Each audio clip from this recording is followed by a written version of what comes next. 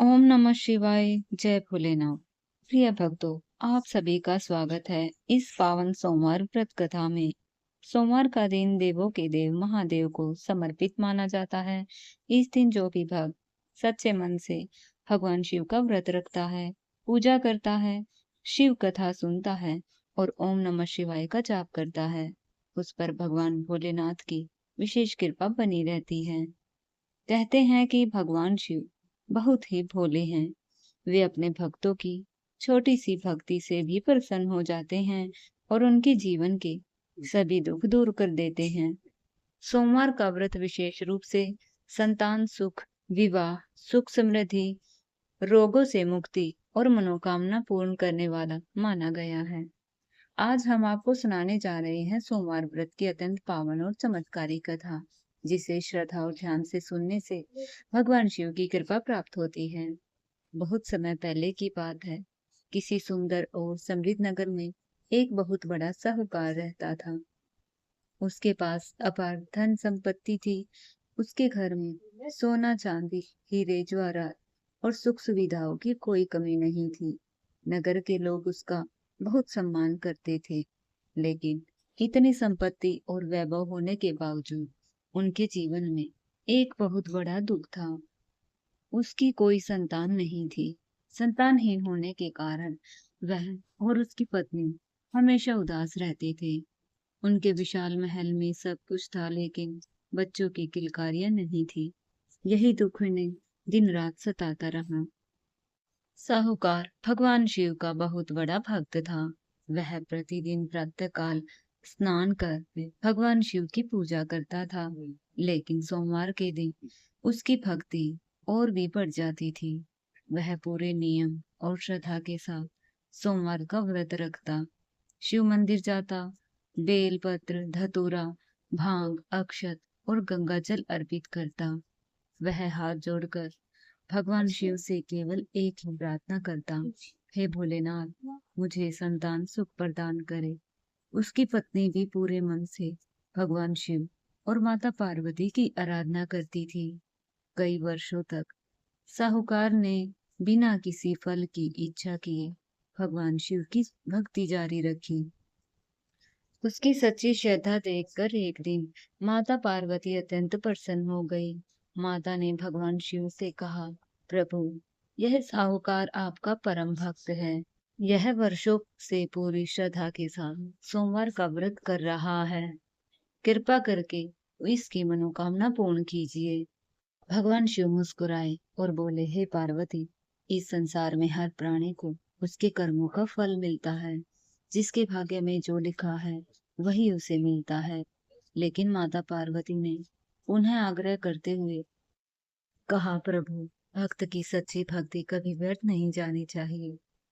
माता पार्वती के बार बार आग्रह करने पर भगवान शिव ने अंततः साहूकार को पुत्र प्राप्ति का वरदान दे दिया। लेकिन साथ ही उन्होंने कहा, इस बालक की आयु केवल 12 वर्ष की होगी।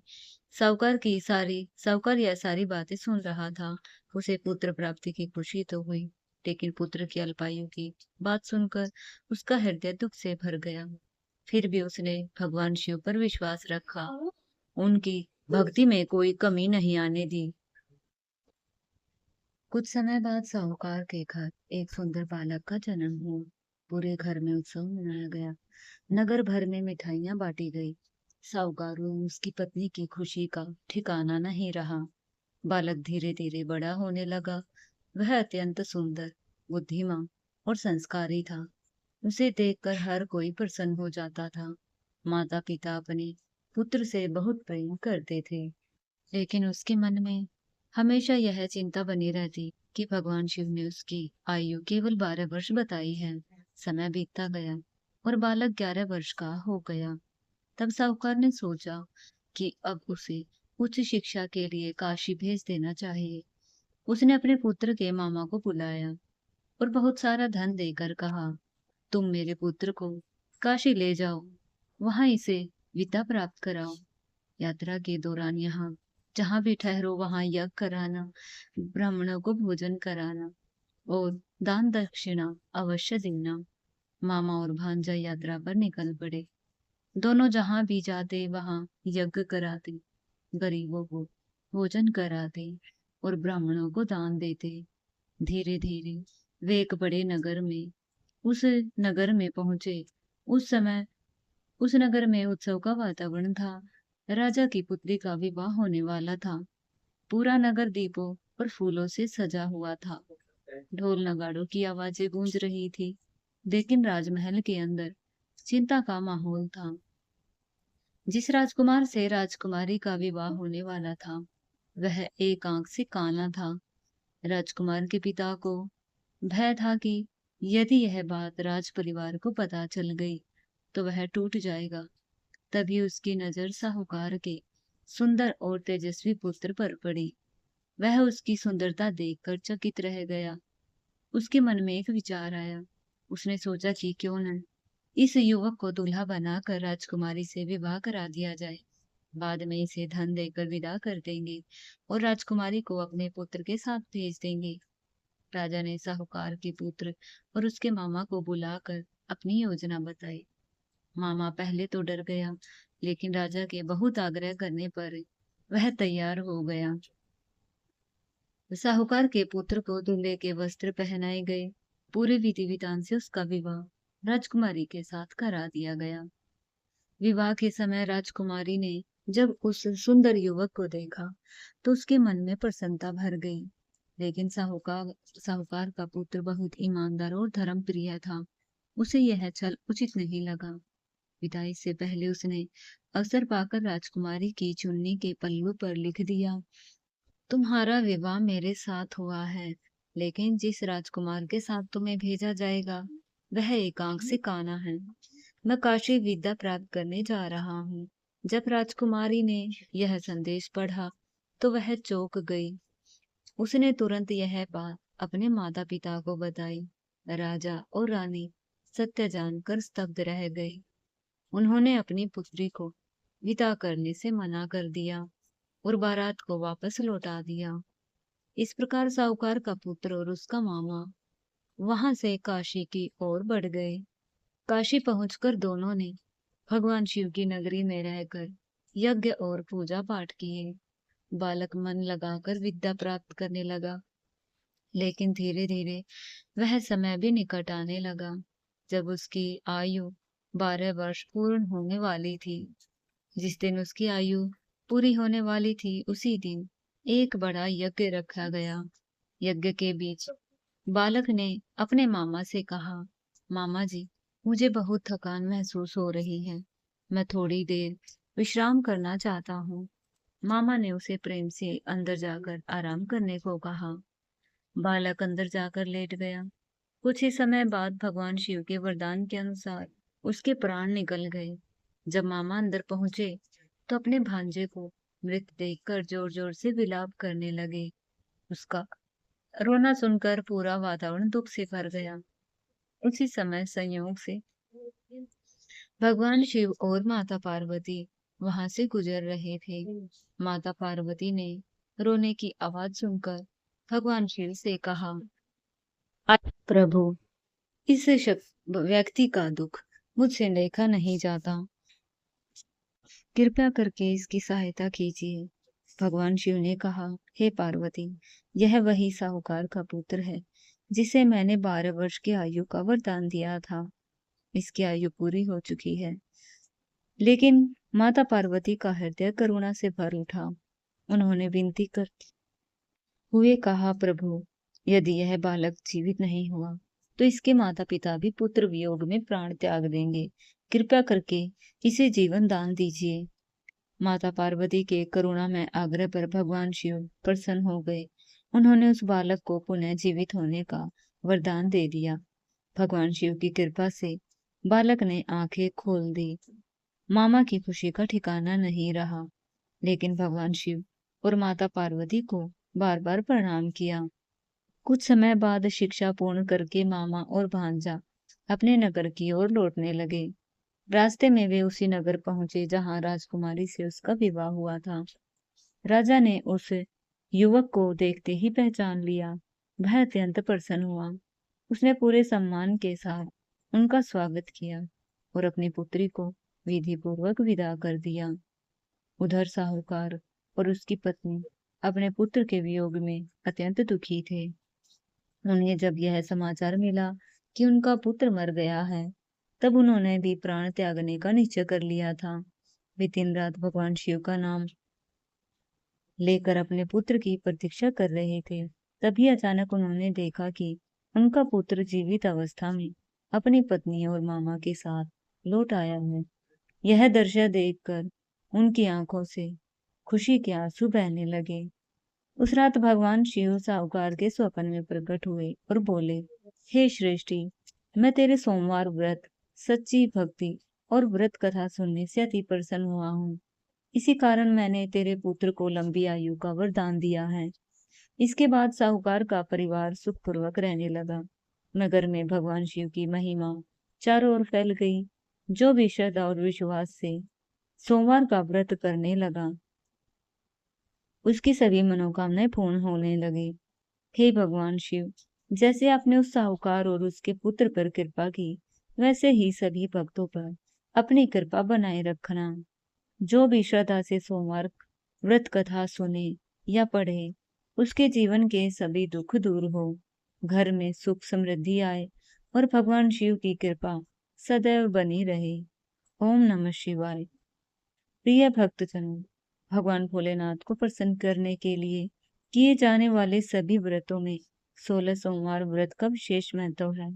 कहा जाता है, जो भक्त श्रद्धा, विश्वास और पूर्ण विधि विधान से 16 सोमवार का व्रत करता है, उसके जीवन के सभी दुख दूर हो जाते हैं। भगवान शिव उसके सभी मनोरथ पूर्ण करते हैं। घर में सुख समृद्धि आती है, रोग और संकट दूर होते हैं और अंत में शिवलोक की प्राप्ति होती है। आज हम आपको बताने जा रहे हैं 16 सोमवार की अत्यंत पवित्र और चमत्कारी कथा। बहुत समय पहले की बात है। एक बार भगवान भोलेनाथ और माता पार्वती के मन में मृत्युलोक घूमने की इच्छा हुई। दोनों कैलाश पर्वत से निकलकर पृथ्वी लोक पर भ्रमण करने लगे। घूमते घूमते वे विदर्भ देश में स्थित अमरावती नामक सुंदर नगरी में पहुंचे। वह नगरी अत्यंत मनोहर थी। वहां के महल, बगीचे, सरोवर और मंदिरों की शोभा देखते ही बनती थी। चारों ओर सुख, शांति और समृद्धि का वातावरण था। उसी नगर के राजा ने भगवान शिव का एक अत्यंत भव्य मंदिर बनवाया था। मंदिर में प्रतिदिन पूजा, भजन और आरती होती थी। भगवान भोलेनाथ और माता पार्वती को वह स्थान बहुत प्रिय लगा, इसलिए वे वहीं निवास करने लगे। एक दिन माता पार्वती ने हंसते हुए भगवान शिव से कहा, प्रभु, आज हम दोनों चौसर खेलते हैं। भगवान शिव मुस्कुराए और माता की बात मान ली। दोनों प्रेम पूर्वक चौसर खेलने लगे। उसी समय मंदिर का पुजारी ब्राह्मण पूजा करने वहां आया। माता पार्वती ने मुस्कुराकर उस ब्राह्मण से पूछा, पुजारी जी, बताइए इस खेल में किसकी जीत होगी और किसकी हार। ब्राह्मण ने बिना सोचे समझे तुरंत कह दिया, भगवान भोलेनाथ की विजय होगी। कुछ समय बाद खेल खत्म हुआ और माता पार्वती जीत गई। यह देखकर माता को ब्राह्मण पर क्रोध आया। उन्होंने कहा, तुमने असत्य कहा है, इसलिए मैं तुम्हें कोढ़ी होने का श्राप देती हूँ। भगवान शिव ने माता पार्वती को समझाया कि ब्राह्मण ने जानबूझकर ऐसा नहीं कहा, लेकिन माता पार्वती उस समय क्रोधित थी। उन्होंने अपना श्राप वापस नहीं लिया और भगवान शिव के साथ वहां से चली गई। धीरे धीरे उस ब्राह्मण के शरीर में कोढ़ फैलने लगा। उसका सुंदर शरीर घावों से भर गया।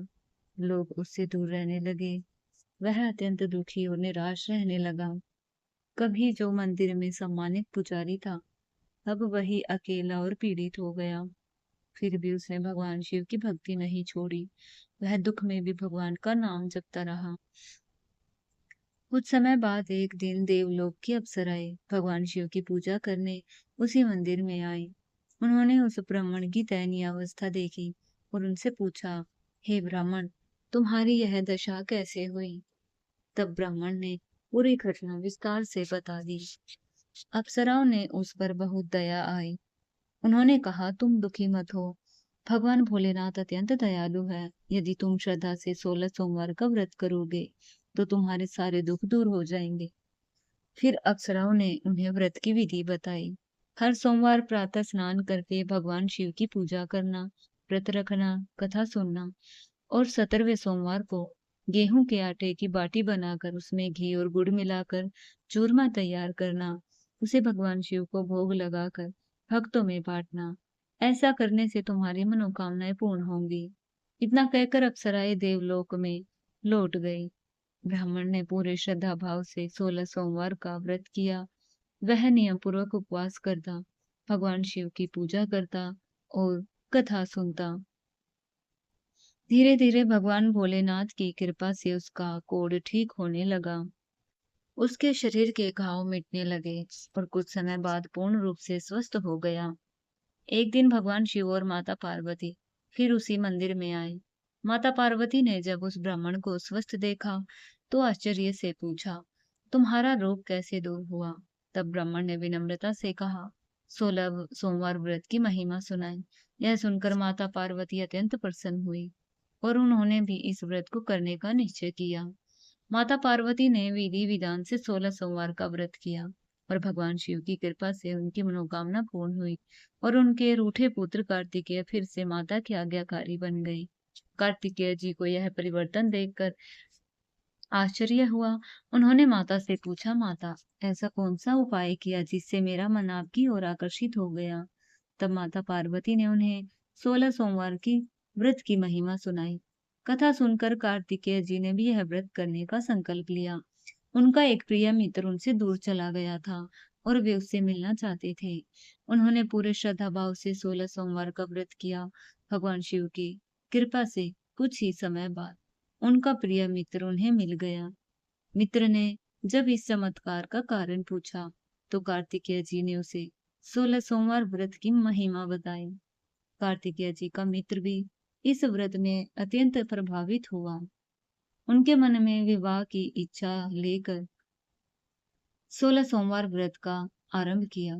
कुछ समय बाद वह किसी कार्य से दूसरे राज्य में गया, जहां राजा की पुत्री का स्वयंवर हो रहा था। राजा ने घोषणा की कि उसकी सजी धजी हथनी जिस युवक के गले में जयमाला डालेगी, उसी से राजकुमारी का विवाह होगा। वह ब्राह्मण युवक भी वहां बैठा था।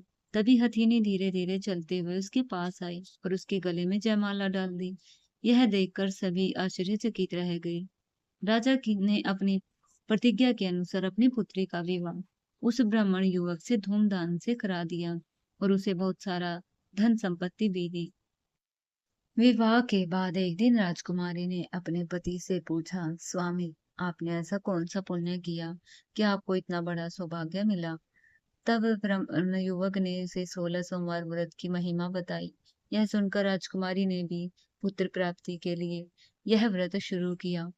भगवान शिव की कृपा से कुछ समय बाद ही उसे एक पुत्र की प्राप्ति हुई। जब वह बालक बड़ा हुआ, तो उसे अपनी माता से पूछा, माता, आपको मेरे जैसा पुत्र कैसे प्राप्त हुआ? तब माता ने उसे 16 सोमवार व्रत की कथा सुनाई। यह सुनकर उस बालक ने राज्य प्राप्ति की इच्छा से यह व्रत किया। भगवान शिव की कृपा से उसका विवाह दूसरे राज्य की राजकुमारी से हुआ और बाद में वह उसी राज्य का राजा बन गया।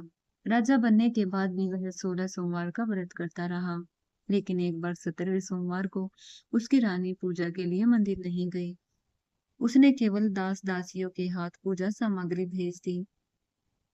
तभी आकाशवाणी हुई, हे राजा, इस रानी को महल से निकाल दो, अन्यथा ये तुम्हारा विनाश का कारण बनेगी। राजा बहुत दुखी हुआ, लेकिन उसने धर्म का पालन करते हुए रानी को राज्य से निकाल दिया। रानी अत्यंत दुखी अवस्था में जंगलों और नगरों में भटकने लगी। जहां भी जाती कोई ना कोई अनिष्ट हो जाता। कभी सूत उड़ जाते, कभी तेल के घड़े फूट जाते, कभी सरोवर का जल गंदा हो जाता। लोग उसे अपशकुनी कहने लगे। भटकते भटकते वह एक आश्रम पहुंची, जहां एक दयालु गोसाई जी रहते थे। उन्होंने रानी को आश्रय दिया, लेकिन वहां भी उसके हाथ से भोजन में कीड़े पड़ जाते। तब गोसाई जी ने उससे उसके दुख का कारण पूछा। रानी ने पूरी घटना सुना दी। गोसाई जी बोले, बेटी, तुम भगवान शिव के कोप का शिकार हुई हो। अब तुम श्रद्धा से 16 सोमवार का व्रत करो। भगवान भोलेनाथ अवश्य प्रसन्न होंगे। रानी ने पूरे श्रद्धा और नियम से 16 सोमवार का व्रत शुरू किया। उसने उपवास किया, भगवान शिव की कथा सुनी, पूजा अर्चना की और भगवान से क्षमा मांगी। 17वें सोमवार के दिन भगवान शिव की कृपा से राजा को अपनी रानी की याद आई। उसे अपनी गलती का एहसास हुआ। उसने तुरंत सैनिकों को रानी की खोज में भेजा। खोजते खोजते सैनिक गुसाई जी के आश्रम पहुंचे और वहां रानी को देखकर राजा को सूचना दी। राजा स्वयं आश्रम पहुंचा और गोसाई जी से प्रार्थना की, महाराज, यह मेरी रानी है। मैंने अज्ञानवश इसका त्याग कर दिया था। अब भगवान शिव की कृपा से इसका दोष दूर हो चुका है। कृपा इसे मेरे साथ जाने की अनुमति दे। गोसाई जी ने अनुमति दे दी। राजा और रानी बड़े आनंद से अपने नगर को लौट आए। पूरी नगरी को सजाया गया, ढोल नगाड़े बजाए गए। राजा ने ब्राह्मणों को दान दिया, गरीबों को भोजन कराया और पूरे राज्य में उत्सव मनाया। इसके बाद राजा और रानी जीवन भर श्रद्धा से 16 सोमवार का व्रत करते रहे। भगवान शिव की कृपा से उन्होंने सभी सुखों का भोग किया और अंत में शिवलोक को प्राप्त हुए। हे भक्तों, जो भी श्रद्धा और विश्वास से सोमवार का व्रत करता है, भगवान भोलेनाथ उसकी सभी मनोकामनाएं पूर्ण करते हैं। जीवन के दुख, रोग, संकट और बाधाएं दूर होती है और घर में सुख, शांति और समृद्धि आती है। प्रेम से बोलिए, ओम नमः शिवाय, हर हर महादेव।